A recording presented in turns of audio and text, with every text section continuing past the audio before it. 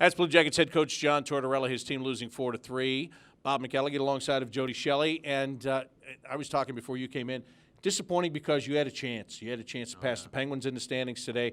It's the last chance for 5 days you have to control your own destiny, and they didn't capitalize. Yeah, that's a great point. And you know, going into a break, anyone wants to leave work, if you will, on a great note. You know, and the Blue Some people just want to leave work. Yeah.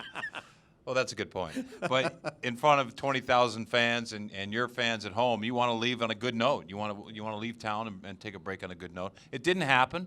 They've got a lot to feel good about, though, going into this break. I think this team is in a great spot. We saw the other night with the Penguins. I like the game tonight. I thought the goaltender played well at key times in this game. Sergei Bobrovsky bailed him out a few times on breakaways.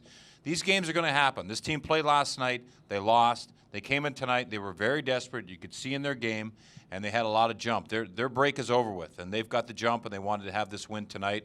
And in the end, they got it, and the Blue Jackets just got to get away and enjoy themselves, come back and get ready for, as you call it, the sprint into the best part of the year, and that's the playoffs. And I guess another thing that is fair to talk about here is Nashville is not in the same position Columbus is when it comes to the playoffs. Yeah, that's a great point. They're not guaranteed anything. They've got to scrap and claw for everything they get just so they can play beyond the regular season. Well, just think about them, too. They just had that break. They're in the first wild card spot in the West. And I'm sure when you're on the break and you're seeing teams below you catching up, you're desperate to get back and get a win. They were disappointed last night, and they came here, and it was almost a must-win for them in a sense of righting the ship, stopping that kind of momentum downwards after one loss, turning into two on a back-to-back. And now they've got 3 and 4 nights, much like the Blue Jackets will, 3 and 4 nights and 6 and 9 when they get back. And another point worth making, too, Nashville, you get their backup goaltender tonight. This team doesn't normally have a second goaltender that's like many other teams where it's a real drop-off. Yeah. This guy was not a drop-off tonight. UC Saros played really well. And just go back to the days when they had Thomas Valkoon there. They always had somebody waiting in the wings. Pekka Rinne was waiting in the wings. You know, they always had the other guy ready to come in and take over. So they've been like that for years. And this guy stepped in today and played extremely well. Oh, he sure did. I mean, really incredible because, you know, it's the push right away, and it's usually the team that plays the night before has that jump in the beginning. But you can wear them down by making them defend more than they really want to and being physical. And the Blue Jackets did that. But that goaltender, Saros, did an outstanding job keeping his team in it and really stealing the victory. All right, let me ask your opinion. Oliver Bjorkstrand gets another goal today. Should have had one against Pittsburgh, got waved off the other night. Has he done enough to stay here for a while? I think so. I thought late in the game tonight he was out there in some big situations.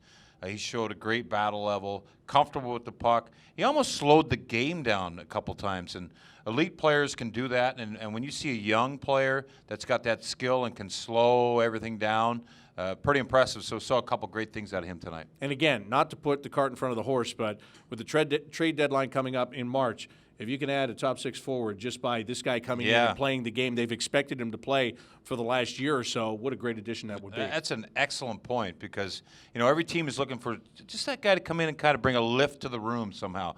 Just try to change things up, bring that energy in. And if Bjorkstrand can come in, he's familiar with the guys. He's a guy I'm sure most of the teammates that he has in this room here are pulling for him to come in and make this team.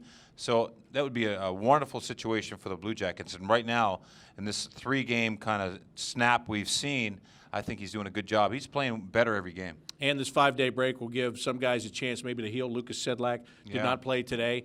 Maybe this 5 days is going to be enough for him. Matt Calvert wasn't in there by the end of the game. We'll see what the time off can do for him. There are positives to it. It just doesn't feel like it when you lose going into it.